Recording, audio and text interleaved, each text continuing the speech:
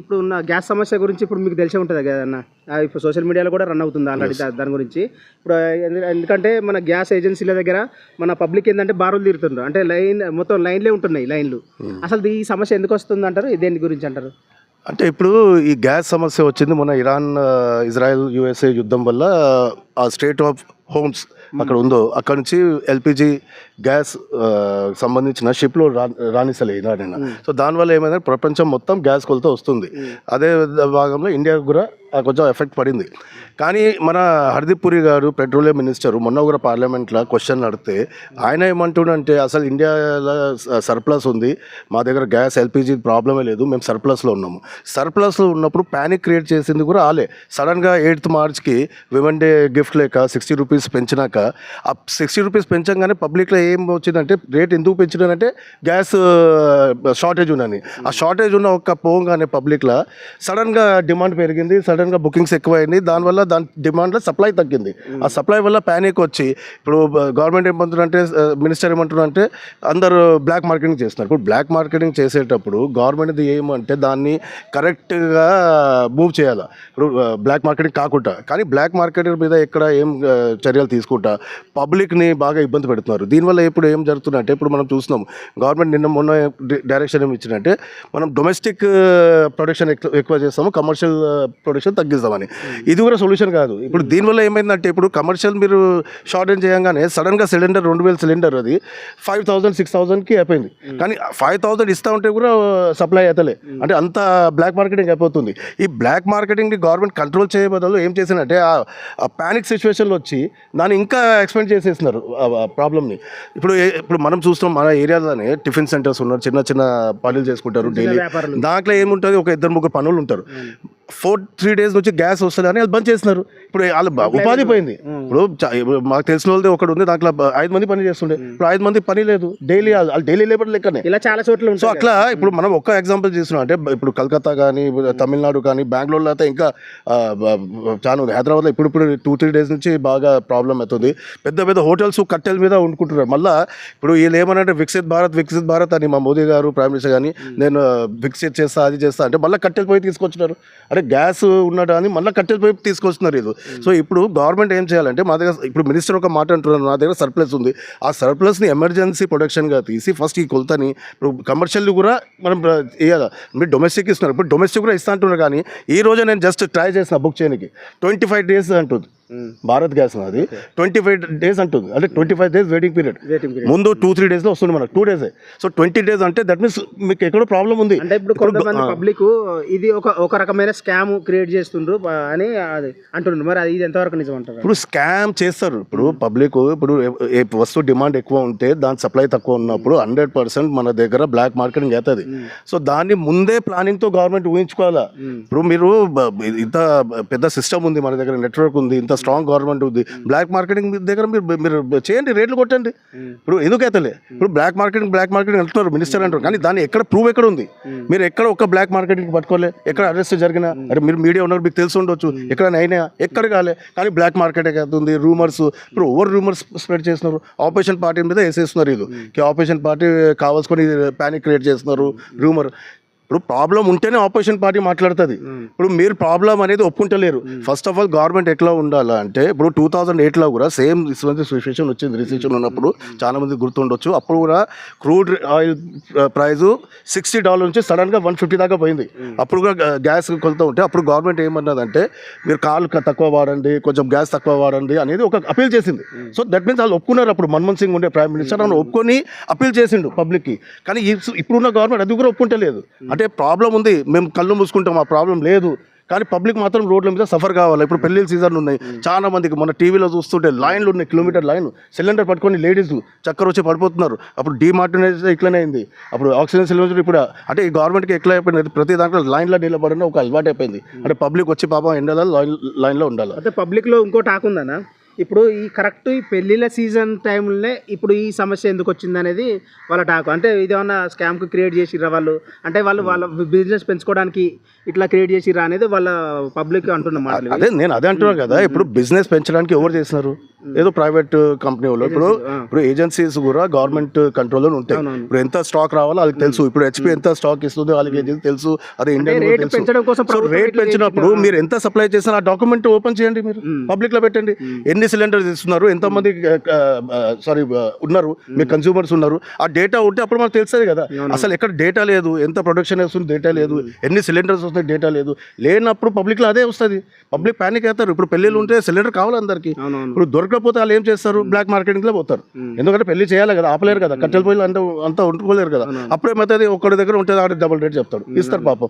Public ఇప్పుడు కట్టెల rate అయిపోయింది, బొగ్గుల రేట్ ఆల్ టైమ్ హై అంటే ఇప్పుడు ఇవాళ చూస్తే వుడ్ ఆల్ టైమ్ హై రికార్డులో వెళ్ళిపోయింది. అంటే మనం గ్యాస్ నుంచి మళ్ళీ కట్టెలు పోయిపోతున్నాము, మళ్ళీ బొగ్గులు పోయిపోతున్నాము, మళ్ళీ దాని రేట్ అవి కూడా రేట్ అవుతున్నాయి. మళ్ళీ ఇప్పుడు వార్ అవుతుంది కరెక్టే. ఇప్పుడు గవర్నమెంట్ ఏమంది వార్ ఉంది, మనకి సప్లై వస్తుంది, అది ఒప్పుకోవాలి. వాళ్ళు ప్రాబ్లం అంటే మినిస్టర్ ఒప్పుకుంటలేడు. ఆయన ఇప్పుడు కాదంటూ మా దగ్గర ఉంది, మా దగ్గర ఉంది, మా దగ్గర ఉంది. సో ఉన్నప్పుడు మీరు ఎందుకు సొల్యూషన్ చేస్తలేరు? ఇప్పుడు మీ దగ్గర దాని సొల్యూషన్ ఉంది అంటున్నారు, కానీ మీరు ఆ సొల్యూషన్ ఆన్ ఫీల్డ్ కనిపిస్తలే. ఫీల్డ్లో పాపం ఇప్పుడు కూడా మీరు ఇక్కడ పోతే గ్యాస్ ఏజెన్సీ పోయి మాట్లాడండి, ఎంతమంది వస్తున్నారు పాపం, వాళ్ళు గ్యాస్ వస్తలే. 1 month ఆగమంటున్నారు, 2 months ఆగమంటున్నారు, 15 days ఆగమంటున్నారు. ఇప్పుడు ఎట్లా వండుకుంటారు, పిల్లలు ఉంటారు, అందరినీ ఎలక్ట్రిక్ కుక్కర్లో పోమంటారా, మళ్ళీ ఎట్లా చేయమంటారు? సో ఇవన్నీ ఉన్నప్పుడు గవర్నమెంట్ కరెక్ట్గా సొల్యూషన్ ఇవ్వాలా. ఒక ధైర్యంగా వచ్చి మాట్లాడాలి మినిస్టర్ కూడా, భయ్ ఉంది ప్రాబ్లం, దాన్ని మేము సాల్వ్ చేస్తాం, ఒక ఓనర్షిప్ తీసుకుంటే అప్పుడు చేయగలుగుతారు. కానీ కళ్ళు మూసుకుంటే అసలు సమస్య లేదు, ఉట్టి పబ్లిక్ ప్యానిక్ అవుతున్నారు. పబ్లిక్ మీద ఇప్పుడు వీళ్ళకి ఏం అలవాటు అయిపోయింది బీజేపీ గవర్నమెంట్ అంటే, ఏమున్నా పబ్లిక్ మీద వేసేస్తున్నారు. పబ్లిక్ తప్పు అంటే అందుకే మిమ్మల్ని ఎన్నుకున్నారు వాళ్ళు. మీరు రావాలా, మా సొల్యూషన్ చేయాలా, కానీ మొత్తం పబ్లికే తప్పు, మేము ఏం చేసలే, మా దగ్గర అంతా మేమంతా సిస్టమ్ కరెక్ట్ ఉంది అనేది అంతా అబద్ధాల మాటలు. పార్లమెంట్ సాక్షిగా మినిస్టరు అబద్ధాల మాటలు చాలా తప్పు. ఆయన ఏమంటున్నాడు, నా దగ్గర మొత్తం ఉంది, 6 months మా దగ్గర బఫర్ ఉంది. బఫర్ ఉన్నప్పుడు ప్రాబ్లం ఎందుకు వస్తుంది మనం అడుగుతున్నాం క్వశ్చన్. ఇప్పుడు వాళ్ళు చేయాలనుకుంటే ఈ ప్రాబ్లం సాల్వ్ చేయలేరన్నా? చేయొచ్చు, కరెక్ట్గా గవర్నమెంట్. ఇప్పుడు సమస్య ఉంటే ఫస్ట్ దాన్ని ఇప్పుడు ఇక్కడ ఏముందంటే 2 సమస్య ఉంటే దాన్ని ఒప్పుకోవాలా, అప్పుడు దానికి ఏమైనా ఆల్టర్నేటివ్ రావచ్చు. ఇక్కడ ప్రాబ్లం అంటే సమస్య ఒప్పుకుంటలేరు వాళ్ళు. పబ్లిక్ ఏమంటారు అంటే వాళ్ళే సమస్య క్రియేట్ చేసి మళ్ళీ వాళ్ళే ఈ బిజినెస్ పద్ధతిలో పెంచుకోవడానికి, రేట్లు పెంచడానికి అట్లా క్రియేట్ చేసి రేట్ పెంచినారు. రేట్ ఎందుకు పెంచినారు? ఇప్పుడు వారు అవుతున్నారు, రేట్ పెంచేస్తున్నారు. సో అది అనుకోబెట్టుకో 60 rupees పెంచినారు. చలో మీరు రేట్ పెంచినప్పుడు సప్లై ఉందా, అది లేదు మీ దగ్గర, మళ్ళీ రేట్ ఎందుకు పెంచినారు? రేట్ ఎందుకు పెంచారు? ఒకవేళ ఇప్పుడు కొద్ది రోజుల తర్వాత ఇది తగ్గింది అనుకోండి, ఇప్పుడు వారానే వంక పెట్టారు కదా, ఇప్పుడు దీని తర్వాత ఇప్పుడు వారం ఉండదు, అది అయిపోయింది అనుకోండి, ఇప్పుడు రేట్ మళ్ళీ సేమ్ రేట్కి వస్తుంది. చేయరండి, ఎప్పుడు ఒకసారి రేట్ పెడితే మేమైతే లైవ్లో చూడే మళ్ళీ రేట్ తగ్గేది, పెంచుతారు కానీ రేట్ ఇప్పుడు తగ్గదు. ఒకప్పుడు ఉండే యూపీఏ గవర్నమెంట్, కాంగ్రెస్ మన్మోహన్ సింగ్ ఉన్నప్పుడు డామినిక్ ప్రైజింగ్ ఉండే. అప్పుడు రేటు మార్కెట్ ఎట్లా, అప్పుడు గవర్నమెంట్ ఒక పాలసీ ఏం తెచ్చినట్టే, ఈ ఎల్పిజి కానీ పెట్రోల్ కానీ డీజిల్ కానీ మార్కెట్ డ్రివెన్ ప్రైస్ ఉండదు. అంటే మార్కెట్లో రేటు క్రూడ్ ఆయిల్ రేట్ పెరిస్తే రేట్ పెరుగుతుండే, తగ్గుతుండే. సో అంటే తగ్గినప్పుడు కూడా పబ్లిక్కి ఆ బర్డన్ నుంచి రిలీఫ్ ఇవ్వాలా, పెరిగేటప్పుడు ఆ బర్డన్ పబ్లిక్ మీద వేస్తుండే. సో ఇప్పుడు కానీ ఇప్పుడు లాస్ట్ 10 years నుంచి ఏమైపోయింది అంటే, ఒక్కటే పెంచుతున్నారు, కానీ అక్కడ క్రూడ్ ఆయిల్ తగ్గితే అప్పుడు మాత్రం పబ్లిక్కి దాని బెనిఫిట్ పాస్ ఆన్ చేస్తలేరు. సో ఇప్పుడున్న గవర్నమెంట్ ఎట్లా అంటే పెట్రోలియం ప్రోడక్ట్ మీద సంపాదిస్తుంది, కానీ పబ్లిక్కి మాత్రం రిలీఫ్ ఇస్తలేదు. వాళ్ళు ఇప్పుడు మార్కెట్ డ్రివెన్ రేట్స్ అంటే మార్కెట్లో తగ్గితే మీరు రేట్లు కూడా తగ్గాలి ఇక్కడ, అది మన డిమాండ్. మార్కెట్లో పెరిగితే మీరు ఎప్పుడు పెంచారో, మార్కెట్లో తగ్గినప్పుడు మీరు తగ్గాల, అప్పుడు తగ్గలేరు. సో ఎట్లానా పబ్లిక్ని దోచుకోవాలా, అదే ఒక నీతితో పోతుంది గవర్నమెంట్. ఫైనల్గా ఇప్పుడు మీ మాటల్లో ఏం చేస్తే బాగుంటుందని మీరు అనుకుంటారా? ఫస్ట్ ఆఫ్ ఆల్ ఇప్పుడు ఎమర్జెన్సీ ప్యానిక్ సిచ్యువేషన్ ఉంది. మన గవర్నమెంట్ వచ్చి, పెట్రోలియం మినిస్టర్ వచ్చి ఒక ప్రజలకి ఒక్క భరోసా ఏమి ఇవ్వాలంటే, మా దగ్గర గ్యాస్ది కొరత లేదు, లేకపోతే పిఎం వచ్చి ఒక మాట అన్నాడు అనుకోండి, పబ్లిక్ నమ్మేస్తుంది. పిఎంఏ రావాలి అప్పుడు టీవీ, బికాజ్ ఇది ఒక నేషనల్ ఎమర్జెన్సీ. ఆయన చూస్తలేడు అంటారా? ఆయన ఎలక్షన్లో ఉన్నారు కదా, తమిళనాడులో ఉన్నారు. మామూలుగా అయితే ఇప్పుడు మా దగ్గర ఎట్లా అయిపోయిందంటే, ఒకప్పుడు ప్రైమ్ మినిస్టర్ అంటే గవర్నమెంట్ పని చేస్తుండే, ఇప్పుడు ప్రైమ్ మినిస్టర్ ఎట్లా అయిపోయిందంటే పొలిటికల్ పార్టీ కోసమే పని చేస్తున్నారు. నిన్న కేరళలో ఉండే, మొన్న తమిళనాడులో ఉండే, మొన్న బంగాల్లో ఉండే. ఇంత పెద్ద ఎమర్జెన్సీ సిచ్యువేషన్ ఉంది దేశం మీద, ఒక వార్ నడుస్తుంది ఇంటర్నేషనల్లీ, దేశంలో గ్యాస్ కొరత ఉంది, కానీ మన పిఎం ఏం చేస్తారు? ఎలక్షన్లో ర్యాలీ చేస్తున్నారు. సో ఒక పిఎం అది చేసేటప్పుడు ఈ పనిలో చేస్తారు అంటే వదిలేస్తారు గాలికి. నేననేది ఏంటంటే, ఇప్పుడు పబ్లిక్లో ఇప్పుడు ఈ గ్యాస్ గురించి తిప్పలబడుతుండ్రు కదా పబ్లిక్, అంటే పానిక్ అవుతూ వాళ్ళు ప్లస్ ఏంటంటే లైన్లో నిలబడి ఈ సమస్యలన్నీ వాళ్ళు చూసలేరంటారా? చూస్తున్నారు కానీ స్పందిస్తలేరు. స్పందిస్తలేరు. ఇప్పుడు చూడడం ఒక వేరే, ఇప్పుడు మేము అందరం చూస్తాం కానీ స్పందిస్తున్నారా? ఇప్పుడు గవర్నమెంట్ పని ఏంటిది? ఇవన్నీ గవర్నమెంట్ కంట్రోల్ తీసుకుని ఎమర్జెన్సీ, సపోజ్ నిజంగా ఎమర్జెన్సీ సిచ్యువేషన్ ఉంటే దానికి ఏదో ఆల్టర్నేట్ తీసుకురావాలా. లేదు మీ మినిస్టర్ అన్నట్టుగా ప్రైమ్ మినిస్టర్ అడగాల, భయ్ నువ్వేమన్నావు పార్లమెంట్లో ఏం కొలతలేదు, సో దానికి సొల్యూషన్ ఇస్తావు అదని అడగాల. లేకపోతే ఆయనతో పని చేత కాకపోతే ఆయన ఈయన తీసుకోవాలా. ఎమర్జెన్సీ ఉన్నప్పుడు ఒక పిఎం ఒక తీసుకోవచ్చు బాధ్యత తీసుకొని నేను సంబంధిస్తా. ఒక భరోసా వచ్చి టీవీలో వచ్చి మన్ కీ బాత్ చేస్తారు కదా, రేపు ఉంది సండే రోజు మన్ కీ బాత్లో పిఎం మోదీ గారు వచ్చి ఒక మాట ఏమనాలంటే దేశంలో గ్యాస్ కొలత లేదు, అంత సిచ్యువేషన్ కరెక్ట్ ఉంది, నేను హామీ ఇస్తా అంత చూసుకుంటా అన్నాడు అనుకోండి.